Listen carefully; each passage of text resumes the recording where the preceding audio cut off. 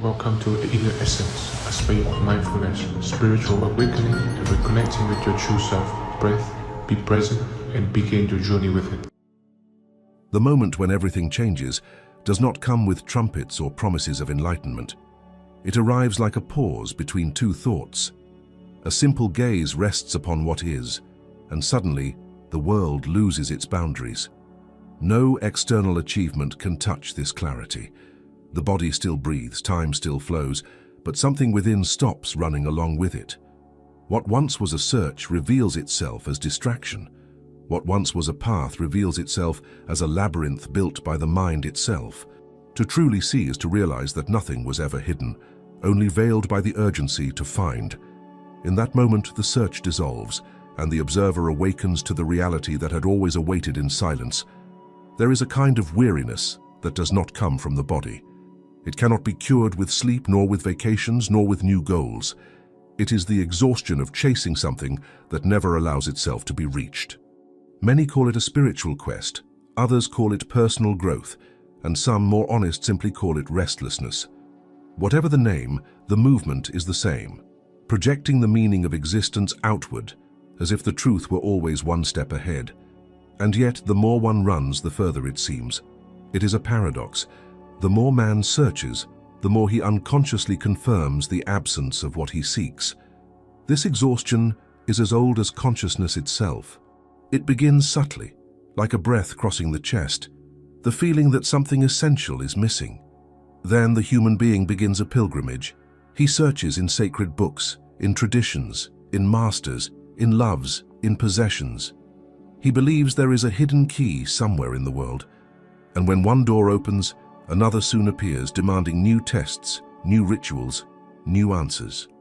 But there comes a moment, inevitable and sacred, when the seeker realizes that the very act of seeking has become his prison. This is the turning point, the instant when the gaze turns. It is not an intellectual gesture, nor an act of will. It is more like a gentle collapse of expectation. Something gives way inside, and the energy that once extended outward begins to withdraw, like a tide returning to its center. For the first time, the person notices that the question that had driven them so deeply did not need to be answered, only observed. It is an awakening without spectacle, a rebirth without trumpets. The mind, accustomed to building paths, resists. It fears silence. It fears the emptiness that opens when there are no goals to reach. That is why it tries to turn looking within into yet another task. It builds techniques, methods, meditations. But the true inner movement is too simple to be taught. It does not happen through effort, but through surrender. It is the moment one realizes there is nothing to attain, only something to recognize. Imagine a traveler who, after years of walking, decides to rest by the edge of a lake. He lies down, exhausted, and observes the still surface of the water. For the first time, he seeks nothing. He wants no answers, no visions. He simply observes. And in this simple act, something surprises him. The lake reflects everything: sky, mountains, clouds, light. What he had been searching for outside is entirely there, reflected in what had always been before his eyes. Clarity then comes not as a discovery, but as a remembrance. The weariness of seeking outside is, in truth, the call to return to the source. When the energy that fueled the search begins to dissolve, a different serenity arises. It is not passivity, but presence. The being realizes that it does not need to change the world to touch the real. It only needs to be awake to what already is. This realization does not eliminate questions, but changes the place from which they arise. Instead of being cries of lack, they become expressions of wonder. The seeker ceases to be a beggar for answers and becomes an observer of the mystery. It is at this point that awakening begins to show itself. It does not start with a ray of light, but with a small shift of attention. The focus, once directed outward, begins to rest upon the very experience of the moment. The distant sound, the beating of the body, the air touching the skin, all gain unprecedented vividness. The present reveals itself as a vast territory, and the mind for a moment falls silent. This silence is not the absence of thought, but the absence of conflict with what is. And when the gaze turns inward, something surprising happens. The inside and the outside cease to exist as opposites. What is observed within oneself is of the same nature as what is observed in the world. The separation was only a habit of the mind, a perceptual trick. Thus the seeker begins to recognize a new direction, which in truth is no direction at all. It is a lucid rest, a stillness that sees. To experience this return, only an instant of surrender is needed. Close your eyes and feel the movement of inhaling and exhaling. Do not try to control the breath, simply sense the natural flow that moves through you. Each inhalation is the world entering you. Each exhalation is you returning to the world. There is no boundary. This simple exercise is the living metaphor of awakening, the recognition that inside and outside are the same movement. Weariness, therefore, is not an enemy. It is the disguised master. It arrives when all answers have failed, when all searches have proved empty. It announces the beginning of something new, no longer based on pursuing what is missing, but on contemplating what is. The weary seeker is the being about to awaken, because only when effort is exhausted does true vision open. And in that silent instant, the gaze that once wandered through the world finally discovers the home that had always awaited it, the living presence of now. The human being has learned to confuse movement with meaning. From an early age, one is taught to pursue, to conquer, to accumulate, and to call it progress. When the soul begins to feel the discomfort of emptiness, the mind, impatient, translates that calling into a new task, to find something to fill it. Thus the search becomes a refined form of escape. The seeker believes he is walking toward truth, but in reality, he is fleeing from the silence that awaits him. He does not realize that his search is the very obstacle, the ceaseless movement that prevents the stillness where truth rests. This impulse to search is seductive because it gives a sense of control. To seek is to act. To act is to exist. As long as there is something to reach, the ego stays alive. It feels useful, necessary at the center of the story. But this movement is not freedom. It is dependency. It is the mind feeding itself like a flame consuming its own oxygen. The more it searches, the more it reinforces the belief that something is missing. And the more it believes something is missing, the farther it feels from what is already present. The illusion is subtle. The mind creates an image of what would be the perfect state. Enlightenment, peace, love, fulfillment. And that image becomes the new prison. The seeker begins to compare every moment to the ideal he imagines. Thus, he becomes blind to the real. Everything that does not fit his fantasy is dismissed as imperfect. He becomes a hunter of light, but his very expectation casts shadows. There is an ancient myth about a man who tried to capture the wind. He built nets, traps, and walls. He believed that if he could contain the wind, he would possess the power of nature. But the more he tried to trap the air, the more he wore himself out. Until one day, exhausted, he lay down and felt the breeze caress his skin. For the first time, he felt the wind without trying to possess it. And then he understood. What he had tried to capture was what had always surrounded him. The seeker is that man. He tries to capture the ineffable with mental structures, but the mystery cannot be contained. It can only be felt. The endless search is born from the fear of emptiness. The mind fears the space where nothing can be named. It fears silence because there it ceases to exist. And yet it is precisely in that space that the being finds rest. Emptiness is not absence, it is formless fullness. It is the invisible ground from which all experiences arise. But as long as man tries to fill it with answers, he becomes an exile from his own center. Observe how the modern world amplifies this illusion. Every click offers a promise. Every course promises awakening. Every theory suggests a new beginning. It is a spiral of movement without arrival. Technology, spirituality, consumption, all repeat the same narrative. You are not enough yet, but you can be if you seek a little more.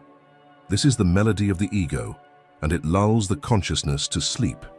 Awakening begins when one listens to the silence between those notes.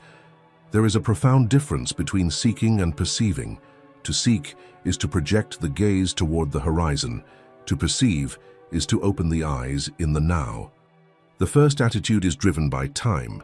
It always depends on a not yet. The second is born of eternity because it requires nothing to change. When the being perceives, it is not going anywhere. It is simply recognizing what already is. But this simplicity is unbearable for the mind accustomed to complexities. That is why it tries to shape the ineffable, inventing methods to reach the state of non-seeking. It is search disguised as renunciation.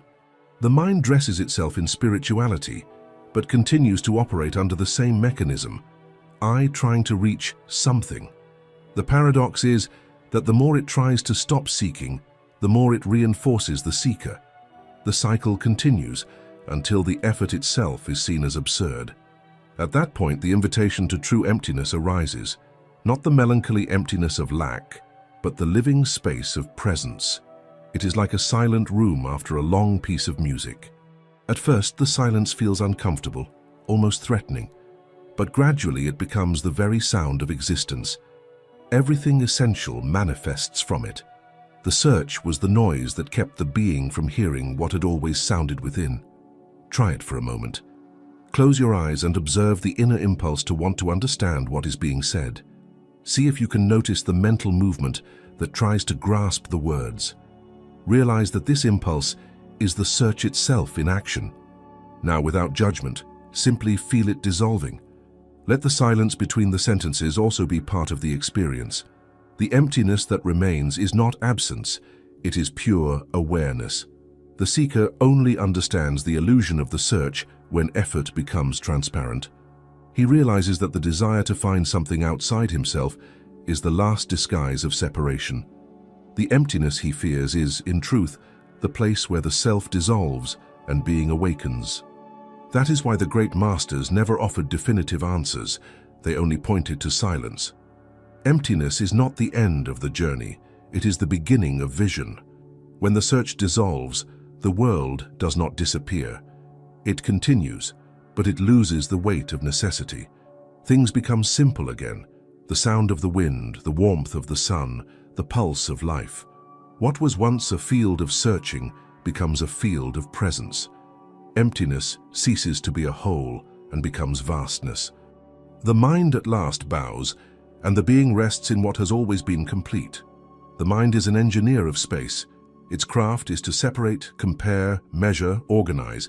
It creates gaps between what is and what could be, between now and later, between the self and the world.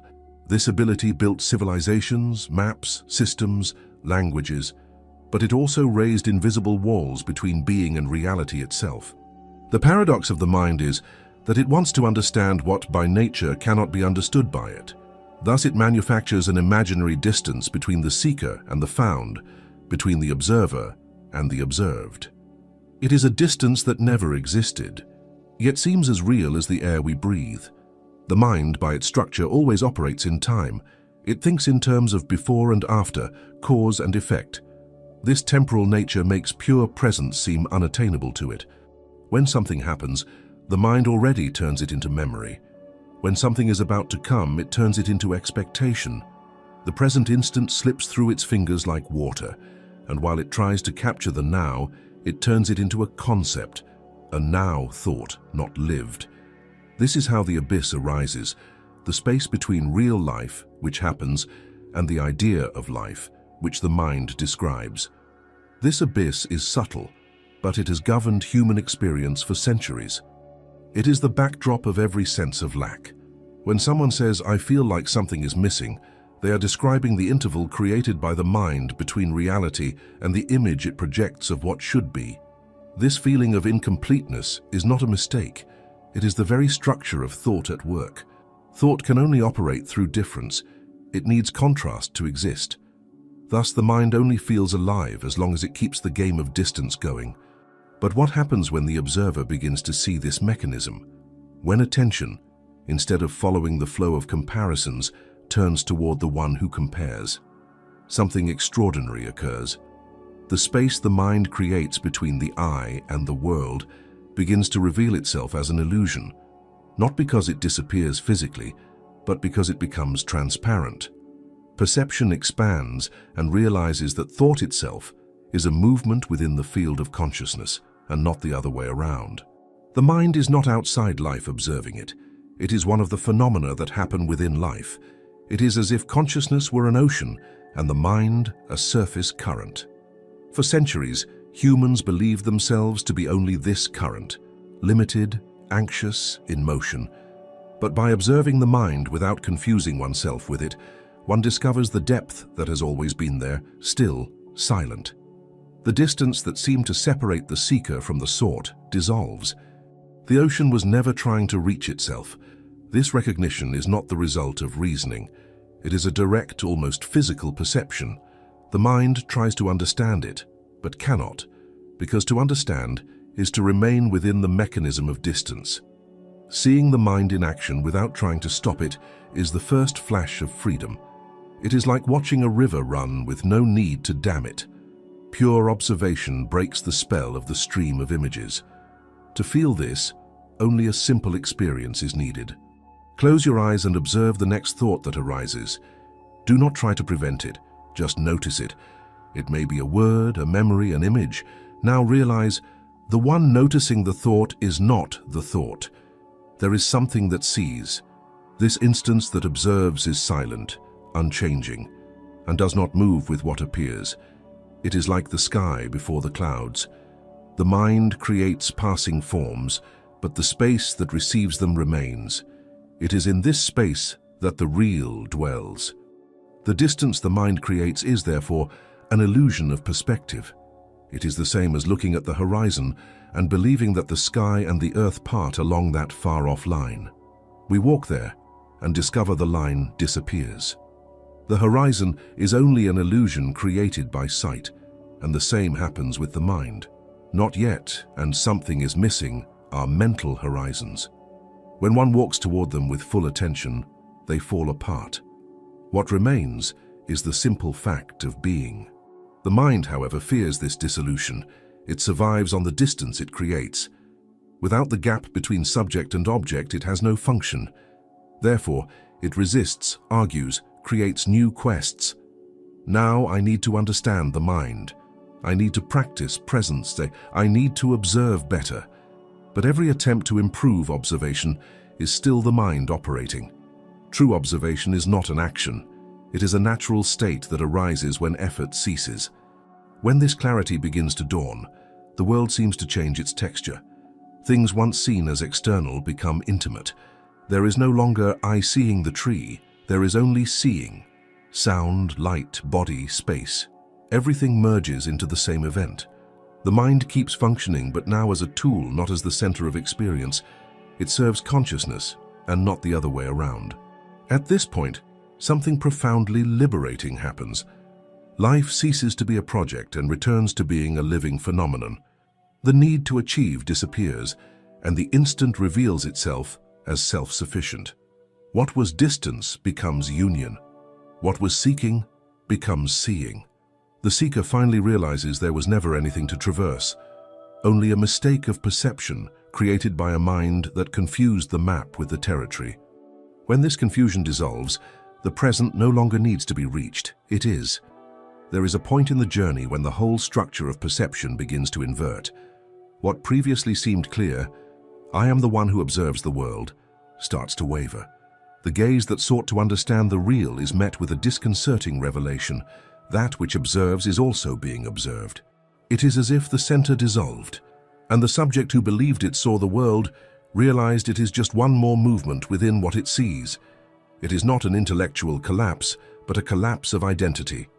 The boundary between observer and observed becomes porous, and in the silence of this fusion, the mind loses its throne. For much of life, human consciousness is identified with the position of the observer. I see, I think, I feel. This formula creates the feeling of control, of authorship. But who is this I that observes? When we turn our gaze toward it, it slips away. It is like trying to see one's own eyes without a mirror. The observer cannot be found as an object. Everything that is seen is phenomenon, movement, form. The I that observes is never found because it is not a thing. It is the very act of seeing. The direct perception of this is awakening. The observer awakens not by accumulating knowledge, but because it realizes it has never been separate from what it observes. The one who looked at the world from the outside discovers it is also part of the scene. Seeing is not happening in someone. It is happening as the universe itself in a state of consciousness. This realization cannot be explained because the very act of explaining it already recreates the duality it dissolves. It is something felt, like the moment when ice becomes water. There is no abrupt transition, only the recognition that rigidity was never natural. Imagine a flame observing fire. As long as it believes itself separate, it tries to understand the totality that surrounds it. But the instant it realizes it is made of the same element, the search ceases. It no longer needs to understand fire, it only needs to be fire. So it is with consciousness. The observer awakens when it realizes it is of the same substance as the observed. The world is not outside us, it is the unfolding of the same consciousness that perceives. This inversion is at once serene and dizzying. The mind, accustomed to operating by contrasts, tries to resist. It asks, "But then, who am I?" This question echoes as a last attempt at the ego's survival, which fears disappearing in the ocean of what is. And, in a way, that is what occurs. The personal self, the one that believed it was the center, dissolves into the vastness of the impersonal being. The observer ceases to be an entity and becomes the very field of observation. This perception alters the texture of all things. The sound of a leaf in the wind, the murmur of the body breathing, everything is perceived as a single dance. The I and the world become different aspects of the same movement. The silence that arises from this is not the absence of noise, but the absence of resistance. Life begins to flow without the friction of separation. It is as if the entire universe were breathing along with the body.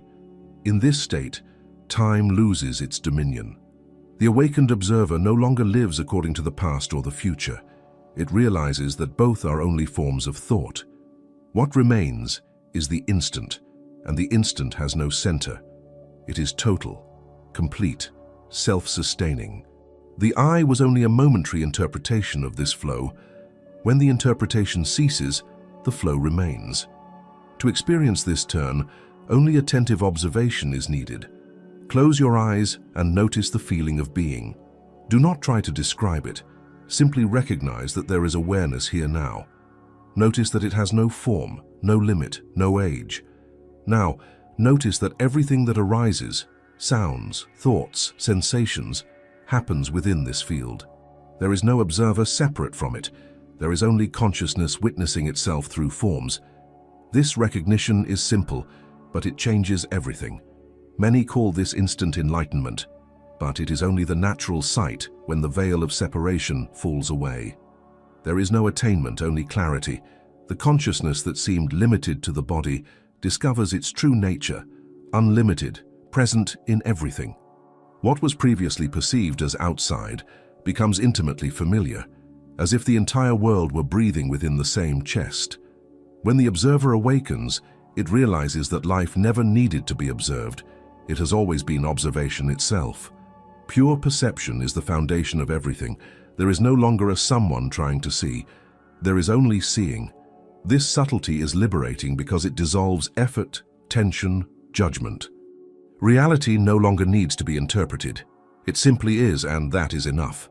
This state is not an escape from the world, but the most radical return to it. The awakened observer keeps walking, working, loving, but there is a new lightness in everything. Doing no longer arises from lack, but from fullness. Living ceases to be an attempt to reach something and becomes a celebration of what already is. Everything that moves is recognized as an expression of the unchanging. In the end, the awakening of the observer is the recognition that there have never been two, only the play of consciousness with itself. The I that sought, the world that was sought, and the act of seeking are a single thing seen from three different angles.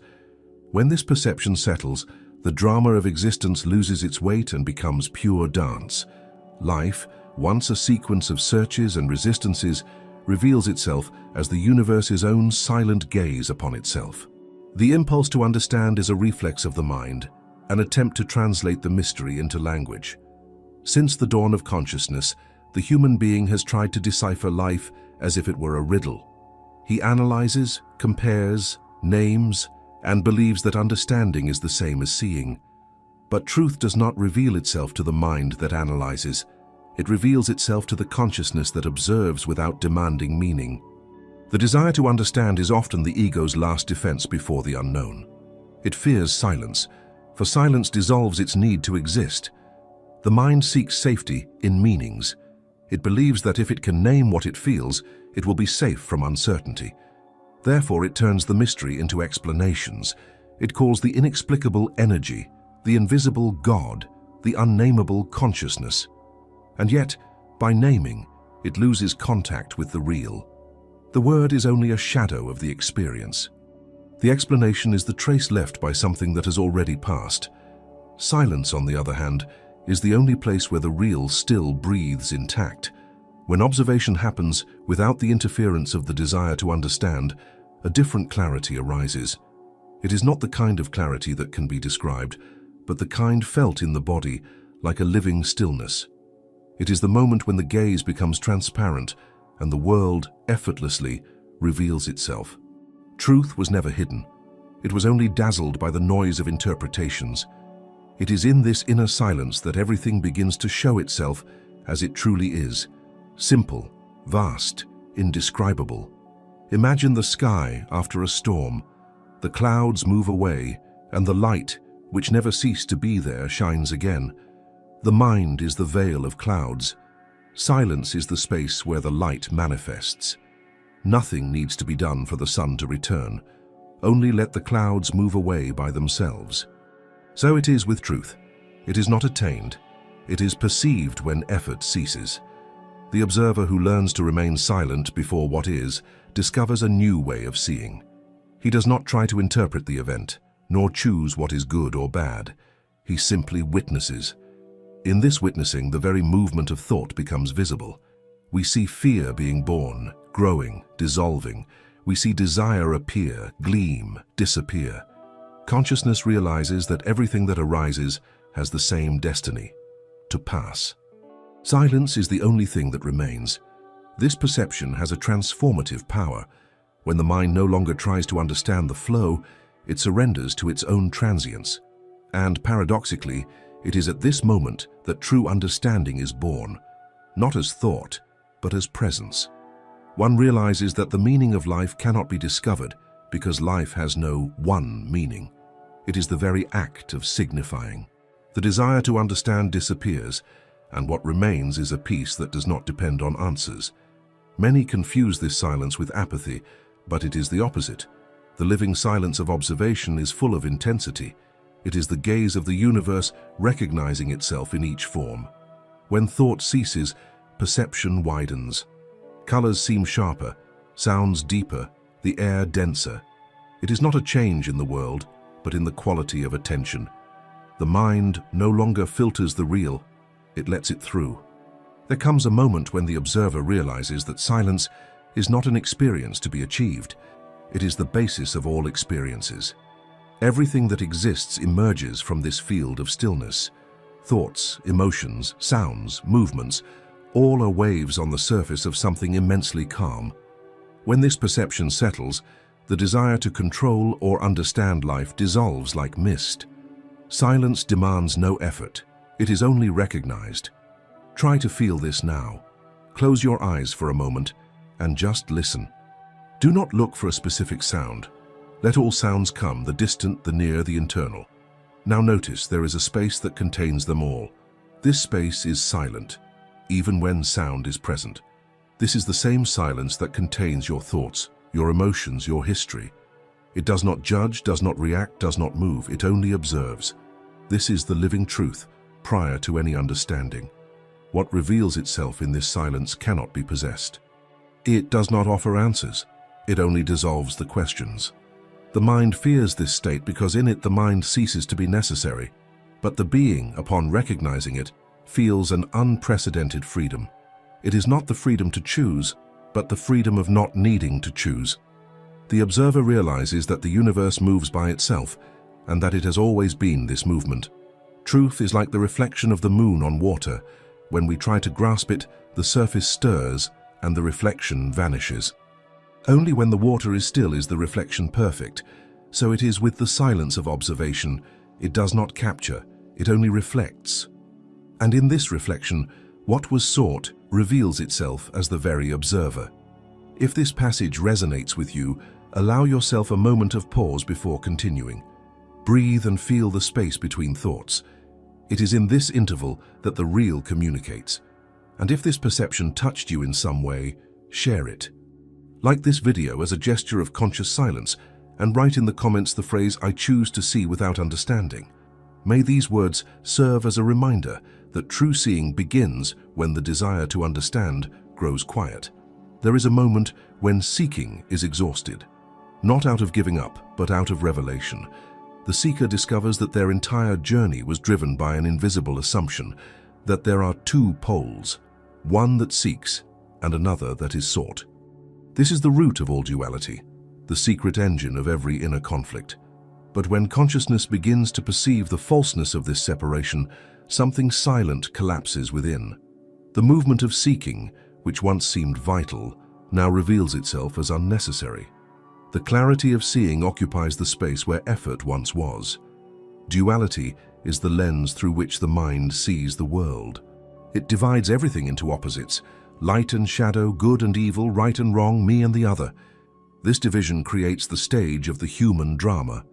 The spiritual seeker tries to escape this game by seeking the one, but the very search is part of the same game. It keeps the two alive. Seeking the one is to perpetuate duality, because for a seeker to exist, there must be something to be found. The collapse occurs when this is seen with total clarity. In that instant, seeking ceases not because it has reached an end, but because it is revealed to have been an illusory movement from the start. When duality collapses, perception becomes direct. There is no longer an intermediary between observer and observed, because both are the same field. It is as if the gaze stopped leaving one point to reach another. It becomes circular, self-sufficient. Seeing happens by itself, without intention, without direction. Consciousness simply shines. It is in this state that seeking loses meaning, because there is no more distance to travel. The mind tries to understand this dissolution, but its structure does not accommodate non-duality. It exists only in contrast. If there is no difference, it has no ground on which to operate. For this reason, the clarity of seeing is often accompanied by a feeling of emptiness or suspension. The ego tries to interpret, "I'm losing something," when in fact it is being freed from the compulsion to divide experience. The I and the other, the inside and the outside, the divine and the mundane, all merge into the same presence. This fusion does not eliminate the multiplicity of the world. It only reveals that all forms are expressions of the same essence. The sound of the rain and the pulse of the heart belong to the same vibrating field. The gaze that recognizes this no longer needs to compare, choose, or reject. It simply witnesses the play of polarities without clinging to any of them. It is the point where silence becomes active, rest becomes lucidity. Imagine a bird flying over the ocean. From above it sees the movement of the waves, now calm, now rough. But the ocean remains one. So it is with consciousness when seeking dissolves. It observes the tides of experiences without identifying with them. Seeing becomes a serene flight over the sea of existence. There is no longer any need to understand the wave, because one knows oneself to be the ocean itself. In this state of clarity, time loses the power to fragment experience. Past and future cease to be axes of orientation. Everything becomes present, not as a fixed point, but as a continuous field. Seeking always belongs to time. It needs a narrative. I haven't arrived yet. Seeing, on the other hand, is timeless. It does not happen in time. Time happens within it. When this perception stabilizes, fear disappears. There is nothing left to achieve, and therefore nothing to lose. It is natural for the mind to try to reconstruct duality after this glimpse. It creates new contrasts such as enlightenment and ignorance, awake and asleep. But true seeing does not take sides. It recognizes all movements as expressions of the same principle. Even ignorance itself is seen as part of the dance. Clarity does not eliminate the shadow. It includes it, and by including it, dissolves its separation. This collapse of duality is not a sudden event for everyone. Sometimes it insinuates itself in small moments of presence, the instant when the sound of rain silences thought, or when one gaze meets another and time ceases. In these moments, seeking naturally fades, and the being rests in pure perception. The secret is to recognize these intervals and not turn them into goals. Seeing is not something to be attained, it is something that has always been. If you want to feel this now, look around without seeking anything specific. See the shapes, the colors, the textures. Then, turn your gaze inward and notice the act of seeing. Is there any difference between the gaze and what is seen? Where does the observer end and the observed begin? If attention remains steady, the answer dissolves before it even arises. It is the collapse of duality happening in real time. At this point, silence becomes the only possible language. Seeing is prayer without words, chant without sound. It is the recognition that everything is made of the same invisible substance, vibrating at different rhythms. When seeking disappears, seeing reveals itself as love itself, not the love that desires, but the love that recognizes. It does not try to unite. It already is union. And so the seeker does not disappear because they have reached the end of their journey, but because they discover that they never left the point of origin. All that existed was the movement of consciousness looking at itself in mirrors of form and time. When seeking dissolves, only seeing remains, vast, luminous, indivisible. In this state, even silence smiles because it has finally been heard. Witnessing the mind is one of the simplest and at the same time most revolutionary gestures a human being can perform. It is a silent, almost invisible act, but one that inverts the entire structure of existence. Because up to that point, a person lives submissive to the stream of thoughts that runs through them, believing that what they think is who they are. They confuse themselves with the inner voice that comments on everything, judges everything, projects everything. But there is an instant when something within begins to observe this voice, and what was a prison becomes an opening. The power is not in silencing the mind, but in seeing it clearly. The mind is like a compulsive narrator. It needs to tell stories to keep itself alive. If there is no narrative, it feels threatened. It comments on the past, anticipates the future, interprets the present. It creates scenarios of success and failure, glory and regret, like a tireless screenwriter. And by identifying with these stories, the human being becomes a character in their own mental plot.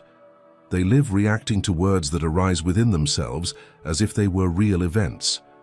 Witnessing the mind is the moment when this enchantment breaks. The observer awakens and realizes, there are thoughts happening, but I am not them. This realization changes everything because it shifts the center of gravity of experience. The I ceases to be in the content and comes to be in the consciousness that contains it. Thought continues to exist, but it no longer rules. It becomes like the sound of the wind, something that is noticed, but does not need to be followed. When this lucidity begins to stabilize, the mind loses the power to wound. Emotions, once dominated by thoughts, come to be seen as natural movements of vital energy. Fear arises, is noticed, and dissipates. Anger appears, is recognized, and transforms. Nothing needs to be repressed, because nothing threatens identity anymore. The being that observes knows that everything that appears is fleeting, and that the space of consciousness is larger than any content. This shift is profoundly liberating. Before, the individual lived inside mental noise, trying to find silence through control, controlling thoughts, words, behaviors. But control is just another name for resistance, and all resistance strengthens what it tries to eliminate. When the observer is established, there is no longer a struggle. The mind is seen in its nature, impermanent, conditioned, repetitive, and upon being seen, it begins to calm down. Thought cannot withstand the light of conscious attention for long. It dissolves like mist under the sun. True transformation occurs when one realizes that the observer and the mind are not enemies. The mind is a tool, not a tyrant. It only became oppressive because the being believed it depended on it to exist. When observation becomes constant, the mind begins to find its natural place. It comes to serve and no longer to command. It organizes, translates, communicates, but it no longer defines what is real. The center of experience returns to silence. This new inner posture is not indifference. On the contrary, it is radical presence. Witnessing does not distance itself from life, it deepens it. When there is no identification, the gaze becomes compassionate. The suffering of others is felt with empathy, but without the weight of despair. Joy is lived fully, without fear of loss. Love ceases to be dependency and becomes transparency. Everything becomes an extension of the same field of consciousness. There is a metaphor that describes this state well. Imagine a stage where many scenes take place: dramas, comedies, tragedies. The lights change, the actors come and go, emotions alternate. The audience reacts, cries, laughs, gets involved. But there is something that never changes: the space of the stage. It welcomes all the stories but belongs to none. Witnessing the mind is to recognize oneself as that stage, unchanging, silent, broad enough to contain everything without getting lost in anything. In practice, this perception can begin in a simple way. Sit in silence and notice the flow of thoughts. Instead of following each one, just watch their movement. Notice how they arise spontaneously, without your decision. Observe how they dissolve on their own. Little by little, this observation reveals that there is no thinker controlling the process. There is only thought happening, and there is something deeper, the space that sees it happen. That space is you. As consciousness anchors itself in this witnessing, reality becomes lighter. External situations continue, but they no longer touch the center of being. Emotions come and go, but they no longer carry the weight of an identity. Fear may still appear, but it is perceived as a movement within a larger field, and therefore loses its power. This is how the awakened observer begins to live, in serenity, even in the midst of chaos. The mind may try to claim this experience as a personal achievement, but true witnessing is devoid of ownership. It belongs to no one. It simply is.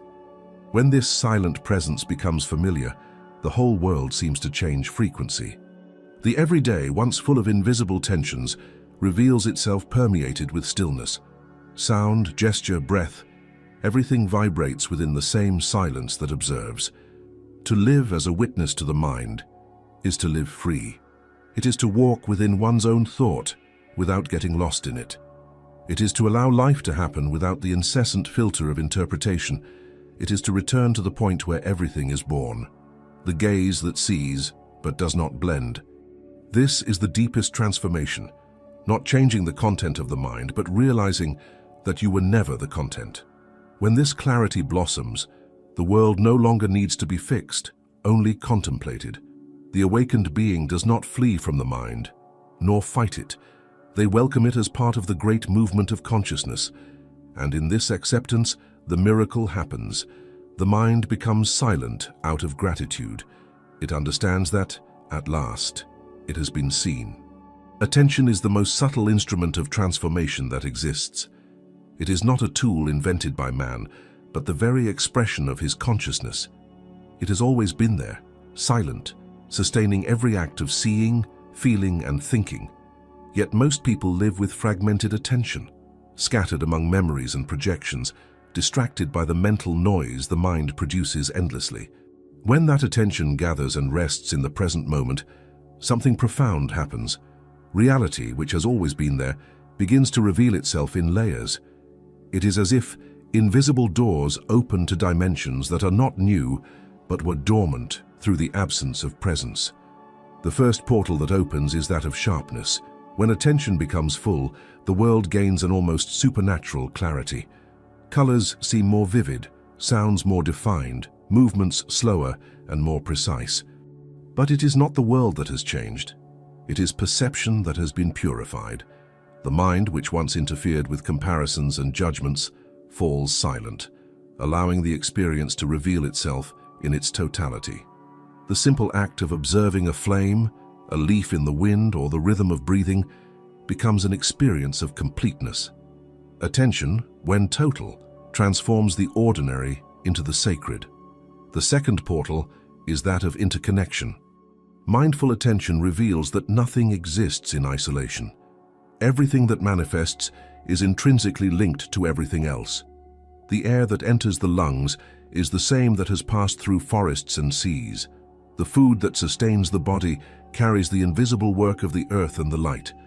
Even a simple thought is part of a current of energy that flows through generations.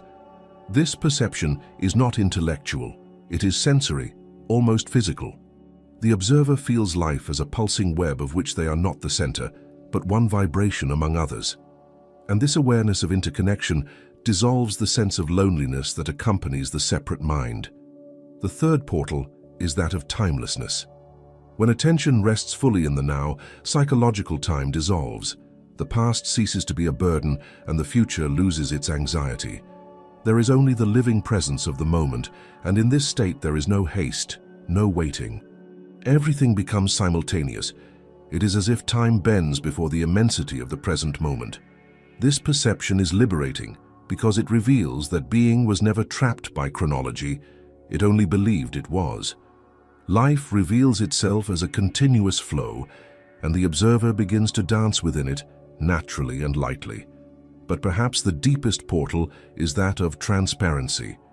When attention is full, the I that observes begins to disappear. The gaze becomes so free of intention that the observer dissolves into the observed. It is the instant when the flower is no longer a flower, nor the wind merely wind.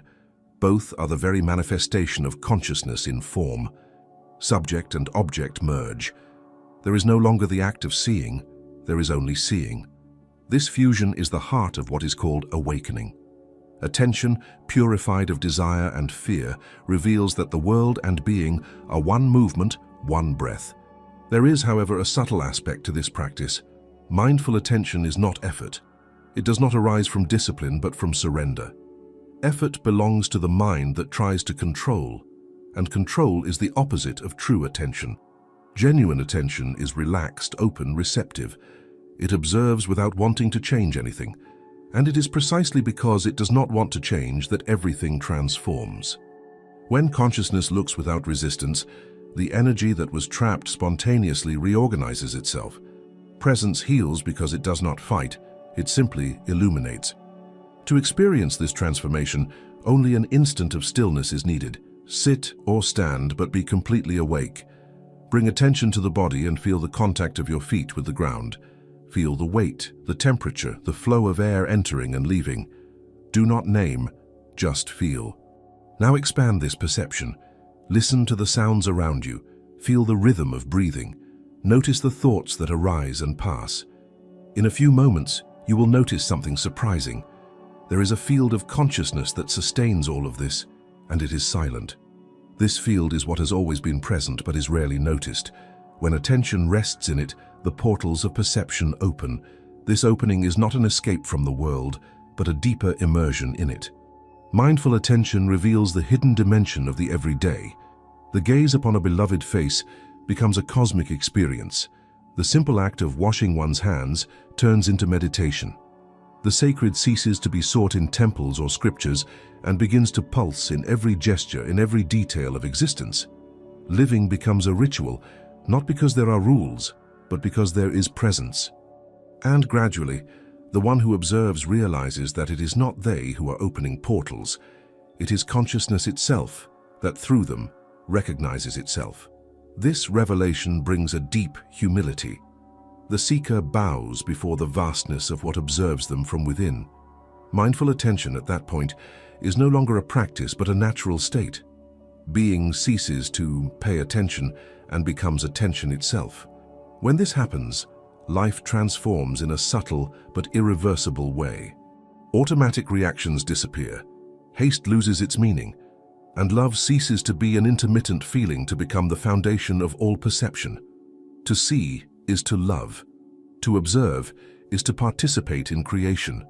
Mindful attention is the portal that leads the being back to the heart of the real, not a new place, but the rediscovery of the place where it has always been. When seeking ceases, the gaze matures. Everything that once seemed distant reveals itself as intimate, as if the world finally breathed in unison with the heart.